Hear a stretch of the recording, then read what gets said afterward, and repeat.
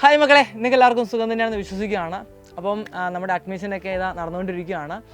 അതേപോലെ തന്നെ നന്നായിട്ട് പഠിക്കുക. നമ്മൾ പ്ലസ് 1 എത്തി നിൽക്കുകയാണ്. നിങ്ങൾക്ക് എല്ലാവർക്കും അറിയാവുന്നതാണ്, 10ാം ക്ലാസ് പോലെയല്ല നമ്മുടെ പ്ലസ് 1 എന്ന് പറയുന്നത്. നമ്മുടെ ഫിസിക്സിൽ നമുക്ക് 14 ചാപ്റ്ററുകളാണ് പഠിക്കാനുള്ളത്. 10ാം ക്ലാസ്സിലെ ഒരു 3 ചാപ്റ്റർ വെക്കുന്നതായിരിക്കും നമ്മുടെ ഫിസിക്സിലെ ഒരു ചാപ്റ്റർ എന്ന് പറയുന്നത്. അപ്പം നിങ്ങൾ ഈ പ്ലസ് 1 പഠനം ഒരു ഗൈഡിൻ്റെ സഹായത്തോടു കൂടി, നമ്മുടെ ഒരു സ്റ്റഡി മെറ്റീരിയലിൻ്റെ സഹായത്തോടു കൂടിയാണ് നിങ്ങൾ പഠിക്കാൻ താല്പര്യപ്പെടുന്നതെങ്കിൽ ഏറ്റവും നല്ലൊരു ഗൈഡിനെ പരിചയപ്പെടുത്താനാണ് വന്നിരിക്കുന്നത്. അത് മറ്റൊന്നുമല്ല, നമ്മുടെ തന്നെ ഗൈഡാണ്, സൈലത്തിൻ്റെ സ്വന്തം ഗൈഡാണ്. അത് ഉണ്ടാക്കിയിരിക്കുന്നത് ഞാനും നിതിൻ സാറുമാണ്. നിങ്ങൾക്ക് വേണ്ടി രാപ്പകൽ കഷ്ടപ്പെട്ടുകൊണ്ടുണ്ടാക്കിയ ഒരു ഗൈഡാണ്. ആ ഗൈഡ് എങ്ങനെയാണ് യൂസ് ചെയ്യേണ്ടത്, അതിനകത്ത് എന്തൊക്കെയുണ്ടെന്നൊക്കെ പരിചയപ്പെടുത്താനാണ് ഞാൻ വന്നിരിക്കുന്നത്. നമുക്ക് നോക്കാം. ഇതാണ് നമ്മുടെ പുറം ചട്ട എന്ന് പറയുന്നത്. ഇതിൽ നമ്മൾ ഇൻക്ലൂഡ് ചെയ്തിരിക്കുന്ന കാര്യങ്ങളൊക്കെ ഇവിടെ നമ്മൾ എന്ത് ചെയ്തിട്ടുണ്ട്, കൊടുത്തിട്ടുണ്ട്. എന്നാൽ ഞാൻ എന്ത് ചെയ്യാം, അതിൻ്റെ അകത്തോട്ട് പോകുമ്പോൾ ഒന്നുകൂടി ഡീറ്റെയിൽ ആയിട്ട് കാര്യങ്ങൾ എന്ത് ചെയ്യാം പറഞ്ഞുതരാം. അപ്പോൾ നമ്മൾ ഗൈഡ് ഇങ്ങനെ മറിച്ച് നോക്കാൻ നേരത്ത് നിങ്ങൾക്ക് അവിടെ ഏതൊക്കെ ചാപ്റ്ററുകളാണ് ഈ ഗൈഡിനകത്തുള്ളത്. 2 ഗൈഡ് നമുക്കുള്ളത്. ഇത് ഫസ്റ്റ് പാർട്ടാണ് കേട്ടോ. ഏതൊക്കെ ചാപ്റ്റർ ആണെന്നുള്ളത് കാണാൻ പറ്റും. ഇനി നമ്മൾ ഫസ്റ്റ് ചാപ്റ്ററോട്ട് നമ്മൾ പോവുകയാണെങ്കിൽ ആദ്യം നിങ്ങൾ കാണുന്നത് ടോപ്പിക്സ് ടു ബി കവേർഡ്, അതായത് ഈ ഒരു ചാപ്റ്ററുമായിട്ട് ബന്ധപ്പെട്ട് എന്തൊക്കെ കാര്യങ്ങളാണ് നമുക്ക് പഠിക്കാനുള്ളതെന്ന് ജസ്റ്റ് അതിൻ്റെ എന്തൊക്കെ ടോപ്പിക്കാണെന്ന് നമുക്ക് തന്നിട്ടുണ്ട്. അതിനുശേഷം നമ്മുടെ കുറച്ച് ടോപ്പിക്സ് നിങ്ങൾ എന്ത് ചെയ്യുന്നുണ്ട്, പഠിക്കുന്നുണ്ട്. ഇപ്പോൾ നിങ്ങളിവിടെ കാണുന്നുണ്ട് ഫിസിക്കൽ ക്വാണ്ടിറ്റി എന്താണെന്ന്, യൂണിറ്റ്, സിസ്റ്റം ഓഫ് യൂണിറ്റ്സ്, കുറച്ച് ടോപ്പിക്ക് നിങ്ങൾ എന്ത് ചെയ്യും, പഠിക്കും. എന്നിട്ട് ആ ടോപ്പിക്കുമായിട്ട് ബന്ധപ്പെട്ടുള്ള ക്വസ്റ്റ്യൻസ് ആണ് നമ്മൾ അടുത്ത് എന്ത് ചെയ്യാൻ പോകുന്നത്, വർക്കൗട്ട് ചെയ്യാനായിട്ട് പോകുന്നത്. അപ്പോൾ നമ്മൾ ടോപ്പിക്ക് മാത്രം പഠിച്ചു പോയി കഴിഞ്ഞാൽ നമുക്ക് എക്സാമിന് എന്തെങ്കിലും ക്വസ്റ്റ്യൻസ് നല്ല രീതിയിൽ അറ്റൻഡ് ചെയ്യാൻ കഴിയത്തില്ല. കാരണം എന്താണ്, എക്സാമിന് വരുന്ന ക്വസ്റ്റ്യൻ നമ്മൾ എന്താണ് ചെയ്യണമെന്നുണ്ടെങ്കിൽ അതുമായിട്ട് ബന്ധമുള്ള ക്വസ്റ്റ്യൻ നമ്മൾ മുൻകൂട്ടി വർക്കൗട്ട് ചെയ്തെങ്കിൽ മാത്രമേ നമുക്ക് എന്ത് ചെയ്യാൻ പറ്റത്തുള്ളൂ, ചെയ്യാൻ കഴിയത്തുള്ളൂ. അപ്പോൾ അതുകൊണ്ട് തന്നെ ഈ ഒരു ടോപ്പിക്ക് കഴിഞ്ഞ് ഈ ഒരു ടോപ്പിക്കിൽ നിന്നും PYQ പ്രീവിയസ് ഇയർ ക്വസ്റ്റ്യൻ എന്തൊക്കെയാണ് ചോദിച്ചിരിക്കുന്നതെന്ന് ഇവിടെ കൊടുത്തിട്ടുണ്ട്. പ്രീവിയസ് ഇയർ ക്വസ്റ്റ്യൻ മാത്രമല്ല, അതിന് പുറമെ അവിടെ നിങ്ങൾ നോക്കുകയാണെങ്കിൽ മനസ്സിലാവും, അതേണ്ട ഈ ഒരു rounding of the uncertain digit നിങ്ങൾ കണ്ടോ. ഈ ഒരു ടോപ്പിക്ക് നിങ്ങൾ നോക്കുകയാണെങ്കിൽ അതിനുശേഷം NCERT എക്സാമ്പിളുണ്ട്, NCERT എക്സസൈസ് ഉണ്ട്.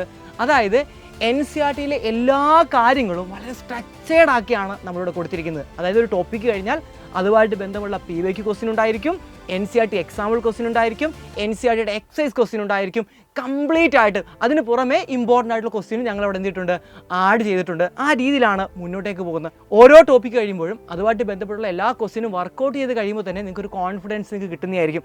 അതിനുശേഷം നമ്മൾ ആ ചാപ്റ്ററിൻ്റെ അവസാനത്തോട്ട് പോവുകയാണെങ്കിൽ നിങ്ങൾക്ക് നോക്കാൻ പറ്റും, നമ്മുടെ പ്രീവിയസ് ഇയർ ക്വസ്റ്റ്യൻ ആണ്. നോക്കിയാൽ പ്രീവിയസ് ഇയർ ക്വസ്റ്റ്യൻ ആണ്. ഈ പ്രീവിയസ് ഇയർ ക്വസ്റ്റ്യനകത്തൊരു പ്രത്യേകതയുണ്ട്. നമ്മൾ ഓൾറെഡി കുറച്ച് ക്വസ്റ്റ്യൻസ് ഡിസ്കസ് ചെയ്തിട്ടുണ്ടായതല്ലോ, ആ എല്ലാ ക്വസ്റ്റ്യനും മാറ്റിയിട്ട് നിങ്ങൾ കാണാൻ സാധിക്കുന്നുണ്ട് റിപ്പീറ്റഡ് ക്വസ്റ്റ്യൻസ് ആർ അവോയ്ഡ്. ഈ റിപ്പീറ്റ് ക്വസ്റ്റ്യൻ എല്ലാം നമ്മൾ എന്ത് ചെയ്തിട്ടുണ്ട്, മാറ്റിയിട്ട് നിങ്ങൾ പഠിക്കാത്ത ക്വസ്റ്റ്യൻസ് ആണ് നമ്മൾ എന്ത് ചെയ്തിരിക്കുന്നത്, ഇവിടെ നമ്മൾ ഇൻക്ലൂഡ് ചെയ്തിരിക്കുന്നത്. അതായത് ഓൾറെഡി നമ്മൾ പഠിച്ച ക്വസ്റ്റ്യൻ പിന്നെ നിങ്ങൾ എന്ത് ചെയ്യേണ്ട, അത് പഠിച്ച് സമയം കളയേണ്ട കാര്യമില്ല. അങ്ങനെ PYQ ക്വസ്റ്റ്യൻ, ഈ PYQ ക്വസ്റ്റ്യൻ നിങ്ങൾ നോക്കുവാണെങ്കിൽ നിങ്ങൾക്ക് മനസ്സിലാകും 2026 മാർച്ച്, ഈ കഴിഞ്ഞ വർഷം മാർച്ച് എക്സാം ലേറ്റസ്റ്റ് ആയിട്ട് നടന്ന എക്സാമിനേഷൻ്റെ വരെ ക്വസ്റ്റ്യൻ നമ്മൾ ഇവിടെ എന്തിട്ടുണ്ട്, ഇൻക്ലൂഡ് ചെയ്തിട്ടുണ്ട്. വിത്ത് സൊല്യൂഷനാണ് ഇവിടെ നിങ്ങൾക്ക് കാണാൻ സാധിക്കുന്നത്. അപ്പോൾ നമ്മൾ നോക്കുവാണെങ്കിൽ മാർച്ചിലെ ഉണ്ട്, അതേപോലെ തന്നെ മോഡൽ ക്വസ്റ്റ്യൻ പേപ്പർ ഉണ്ട്, അതേപോലെ തന്നെ മുമ്പ് സേ എക്സാം ഉണ്ടായിരുന്നു. അപ്പോൾ സേ അല്ല, ഇമ്പ്രൂവ്മെൻറ്റ് എക്സാം ഉണ്ടായിരുന്നു. ആ ഇമ്പ്രൂവ്മെൻറ്റ് എക്സാമിൻ്റെ ഉൾപ്പെടെ ക്വസ്റ്റ്യൻ ചെയ്തിട്ടുണ്ട്, നമ്മളിവിടെ ആഡ് ചെയ്തിട്ടുണ്ട്. നിങ്ങൾക്ക് കാണാനായിട്ട് സാധിക്കുന്നതാണ്. അതിനുശേഷം അപ്പോൾ നമ്മൾ PYQ ഒക്കെ ചെയ്ത് കഴിഞ്ഞ് നമ്മൾ സെറ്റായി നിൽക്കുകയാണ്. അതിനുശേഷം നിങ്ങൾക്ക് ഈ ചാപ്റ്ററിൽ എന്തൊക്കെ കാര്യങ്ങൾ പഠിച്ചു എന്ന് ക്വിക്കായിട്ട് റിവൈസ് ചെയ്യാൻ വേണ്ടി നമ്മുടെ മൈൻഡ് മാപ്പ് നമ്മളിവിടെ തയ്യാറാക്കി വെച്ചിട്ടുണ്ട്. അപ്പോൾ എക്സാമിൻ്റെ തലേദിവസമൊക്കെ നിങ്ങൾ ജസ്റ്റ് മൈൻഡ് മാപ്പ് മാത്രം നോക്കിയിട്ട് പോയാൽ മതി. ആ ചാപ്റ്റർ കംപ്ലീറ്റ്ലി നിങ്ങൾ എന്ത് ചെയ്യേണ്ട, റിവൈസ് ചെയ്ത് നിങ്ങളുടെ സമയം കളയേണ്ട കേട്ടോ. അങ്ങനെ മൈൻഡ് മാപ്പൊക്കെ നമ്മൾ സെറ്റാക്കി ദെൻ നമുക്ക് എന്ത് ചെയ്യണം, നമ്മൾ എന്തൊക്കെ കാര്യങ്ങളാണ് ഈ ചാപ്റ്ററിൽ പഠിച്ചത് നമുക്ക് സെൽഫായിട്ട് നമ്മൾ എന്ത് ചെയ്യണം, ഒന്ന് അനലൈസ് ചെയ്യണം അല്ലേ.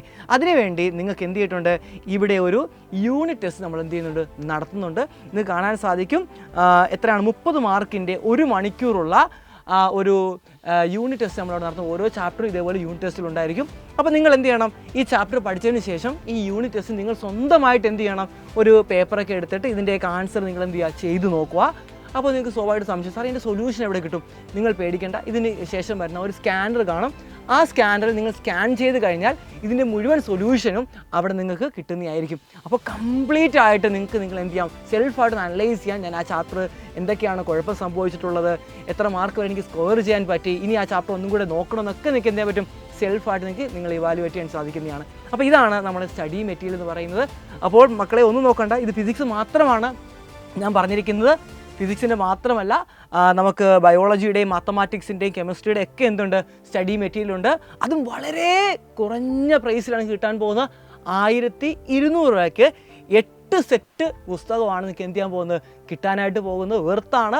അപ്പോൾ വേറെ ഗൈഡ് ഒന്നും നിങ്ങൾ ഇനി നോക്കണ്ട. ഈ ഒരൊറ്റ ഗൈഡ്, സൈലത്തിൻ്റെ ഈ ഒരൊറ്റ ഗൈഡ് മാത്രം വെച്ച് നിങ്ങൾ എന്ത് ചെയ്യുക, നിങ്ങൾ പഠിച്ചു കഴിഞ്ഞാൽ മുഴുവൻ മാർക്ക് ഞാനിതാ ഗ്യാരണ്ടി പറയുകയാണ്. എന്തുകൊണ്ട് ഇത്രയും ഗ്യാരണ്ടി പറയുന്നത്? കാരണം ഞങ്ങളാണ് തയ്യാറാക്കിയിരിക്കുന്നത്. ഞങ്ങൾ എത്ര ഡെപ്തിൽ ഇറങ്ങിച്ചെന്നിട്ട് ഞങ്ങൾക്ക് അറിയാൻ സാധിക്കും. അതുകൊണ്ട് തന്നെ നിങ്ങൾ ധൈര്യത്തോടെ വാങ്ങിച്ചോളുക. നിങ്ങളുടെ മണിക്ക് വെർത്തായിരിക്കും മക്കളെ ഇത്. അപ്പോൾ ഗൈഡ് വാങ്ങി നന്നായിട്ട് പഠിക്കുക. അപ്പോൾ നമുക്ക് ഇനി അടുത്ത ലൈവിലും അതേപോലെ കോണ്ടന്റ് വീഡിയോയിലും കാണാം. Bye bye.